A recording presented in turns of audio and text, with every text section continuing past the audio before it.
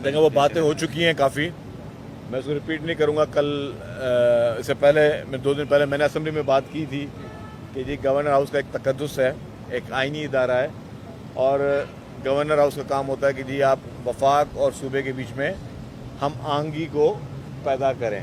जो इसका मेरे जितना मैंने थोड़ा बहुत कानून पढ़ा हुआ है उसकी मैंने वहाँ पे इस तरह की कंट्रोवर्शियल मीटिंग्स नहीं होनी चाहिए थी, नहीं होनी चाहिए फ्यूचर में भी।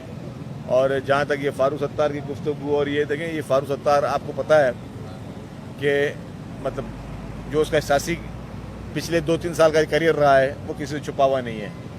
वो खुद बेचारा मिस्किन आदमी है, तो वो इतनी बातें करे जितनी जो है उसको कहते हैं कि अपने लेवल पे बात करे फारूक सत्तार साहब। और उसको ना खालिद मकबूल साहब कबूल करने के लिए तैयार थे, ना उनको मुस्तफ़ा कमाल साहब कबूल करने के लिए तैयार थे। मैंने सुना है कि आज शायद दोनों की सुलह हो गई है। अच्छा। हाँ, मुझे पता चला, अच्छी बात है। हाँ, कि दोनों की सुलह हो गई है।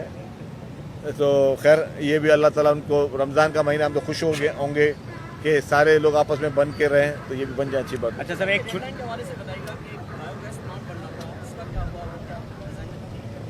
बायोगैस प्लांट में थोड़ी डिज़ाइन की तब्दीली है, उसकी RFP इसी महीने हो जाएगी, इसी महीने उसकी भी RFP शुरू कर देंगे, फिर उसको भी काम शुरू हो जाएगा। वफाक ने आपसे वादा किया था गवर्नर से की तब्दीली के हवाले से, मैं किशोरी साहब की तब्दीली नहीं कह रहा, गवर्नर से नए गवर्नर से लाने के हवाले से आप कहेंगे कि वक्त आ गया है कि अब वफाक अपना वादा पूरा कर ले? देखिए जी, बहुत सारे वादे वफाक ने किए थे, और मैं समझता हूं कि वफाक ने जो वादे किए थे, वफाक के वादे नहीं थे बेसिकली, वो 2 पार्टियों के बीच में बातें थी। तो 2 पार्टियों के बीच में जितनी भी बातें हुई हैं, अब उसमें कितनी इम्प्लीमेंट हुई हैं, कितनी इम्प्लीमेंट नहीं हुई हैं, वो PMLN की लीडरशिप को सोचना चाहिए कि क्या क्या बातें उन्होंने तय किए थे और क्या क्या बातें उन्होंने अभी तक पूरी की हैं। देखिए, जहाँ तक इमरान खान साहब की रिहाई की बात है, देखिए मुझे नहीं पता वो कब रिहा होंगे, लेकिन रमज़ान का बाबरकत महीना है। एज ए इंसान उनकी सेहतियाबी के लिए, उनकी तंदुरुस्ती के लिए, और इमरान खान की बड़ी उम्र के लिए मैं दुआगो हूँ कि अल्लाह ताला उनको लंबी उम्र दे, सेहत दे, तंदुरुस्ती दे, जो उनके आँख का मसला है वो भी हल हो जाए, और जो भी उनके मसाइल हैं वो हल हो जाए। जहाँ तक उनकी रिहाई की आपने बात की, देखिए रिहाई उनके अपने हाथ में है और रवैयों पर है। एक तो जो PTI के अंदर मेरे ख्याल से जो वो सब अभी तक रेस में है कि जी कौन आगे जाए, वो लीडरशिप की रिहाई पे फोकस कम है। हर कोई अपनी इंटरव्यूज़ में और अडियाला के बाहर सबको पता है कुछ नहीं होना, मुलाकात नहीं होनी, रोज़ाना वहाँ पे तमाशे लगाना, वो कर उनका अपना ज़ाती मसला है, उस पर मैं कुछ नहीं कह सकता। लेकिन बेहतर है कि वो लोग फोकस रहें उनकी रिहाई के लिए। और जिस तरीके का जो सबसे बड़ी मैं चैलेंज समझता हूँ, जो कि सबको बुरी लगती है, और वो है कि जिस तरीके से सोशल मीडिया पे और बाहर दुनिया में बैठकर PTI के हवारी जिस तरीके से इदारों को निशाना बनाते हैं, मुख्तलिफ लीडरान को निशाना बनाते हैं, और बदतमीज़ी में दुनिया के सारे रिकॉर्ड तोड़ देते हैं, इसको अगर बेहतर कर दे तो काफ़ी इम्प्रूवमेंट आ जाएगी। ये मेरा उनको मशवरा है। पता नहीं कि इनकी कितने लोग ये सुन रहे हैं। सिर्फ अपनी लैंग्वेज को, जो चॉइस ऑफ वर्ड्स को आप इम्प्रूव कर लें, ठीक है ना। आप इख्तलाफ हर एक से कर सकते हैं, इख्तलाफ करना जमहूरियत का सबसे ज़्यादा बड़ा हुस्न है, लेकिन इख्तलाफ में अगर आप गालम गलोच दे दो, लोगों की फैमिलीज़ को गालियाँ दे दो, उनके बच्चों को गालियाँ दो, और बहुत गिरी हुई हरकत। कभी कभी तो सिर्फ वो सोशल मीडिया की ब्रिगेड नहीं, वो बड़े बड़े एंकर्स को मैं देखता हूँ, बड़े बड़े नाम और अपने आप को जो यहाँ पे नेशनल मीडिया बैठे थे, वो इस तरह की जब बिलो द बेल्ट बातें कर रहे होते, मतलब उनको क्या किसी चीज़ का कोई शर्म वो नहीं होती कि भाई आप किसी की फैमिलीज़ के लिए बातें कर रहे हो, किसी के बच्चियों के लिए बातें कर रहे हो, तो क्या आपको मतलब एक सेल्फ वो चीज़ नहीं आती यार मैं कैसे कर सकता हूँ ऐसी बात। मैं एक तो सोच कैसे सकता हूँ, चलो अगर उस तरह की गिरी हुई सोच है भी सही, तो आप कह कैसे सकते हैं पब्लिक के लिए। तो मतलब ये गंदी सोच की अक्कासी, थोड़ा इसको अगर इम्प्रूव कर लें, थोड़ा मैं कहता हूँ, तो इनकी काफ़ी मसाइल हल हो जाएंगे। देखिए जी, CNG रिक्शास और बस सर, ये जैसे आपको पता है कि कोर्ट के कहने पे चल रही है। स्टेशन की आपने बात की, रीडिज़ाइनिंग हुई है, नए सर उसके नंबर आएंगे। पुरानी बसों की बात की, जैसे जैसे हम नई बसें लेके आ रहे हैं, अभी भी हमारी नई बसें जो हैं पिछले कुछ 2 महीने से कस्टम हमारी रोक कर बैठा हुआ है, और उस पर मैं अभी बात शायद हमें उम्मीद मिली है कि हम करेंगे। जो ड्यूटी कैपेसिटी वाइज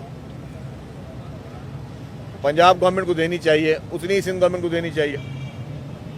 हमें शिकायतें हैं, ये मेरे सेक्रेटरी साहब साथ खड़े हुए हैं, कि पंजाब गवर्नमेंट को उन्होंने शायद कोई 1%, हाँ सर, 1% चार्ज किया, हमें उन्होंने कोई 17-18% चार्ज किया है कस्टम की। अब उसको हम देख रहे हैं। हमने उनको कहा कि जी हमारी स्पेसिफिकेशन बसों की वही है जो पंजाब ने मंगाई हैं। वो एक हमारा अलग लड़ाई चल रही है, कोर्ट में भी लड़ाई चल रही है। तो या तो कस्टम किसी एक जगह गलत है, या हम गलत हैं कि जी हमारी स्पेक्स गलत है, हम उनको ही एक बात बोल रहे हैं, या कस्टम एक जगह पे गलत है, या वो पंजाब से कम ले रहे हैं, हमसे ज़्यादा ले रहे हैं, या हमसे ज़्यादा ले रहे हैं। मतलब कोई ना कहीं एक जगह पे तो वो भी गलत है, वो हमारी अलग चीज़। हालांकि वो बसेस जो है कब की जो है वो 2-3 महीने से जो है वो वहाँ पे पोर्ट में खड़ी हुई हैं, और हम लोग रोज़ाना लेटर लिख लिख के हम वो उनसे कर रहे हैं जी। और हमने FBR से भी कहा है कि जी बराए मेहरबानी एक कानून चलाओ।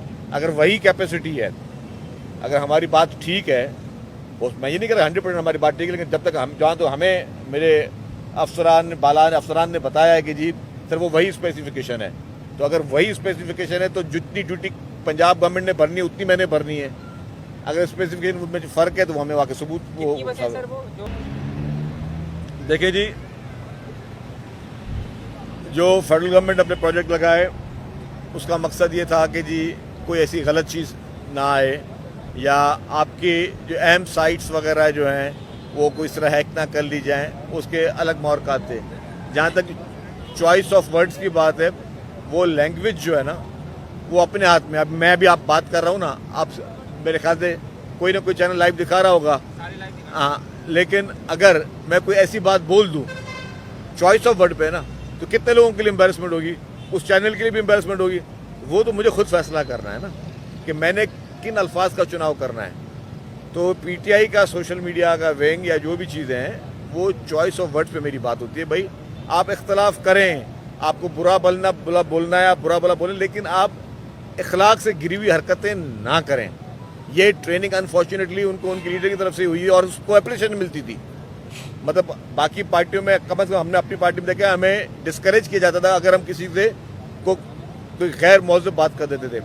यहाँ गैर मौजूद से ज़्यादा बातें की जाती हैं और ये चीज़ें मुनासिब नहीं है।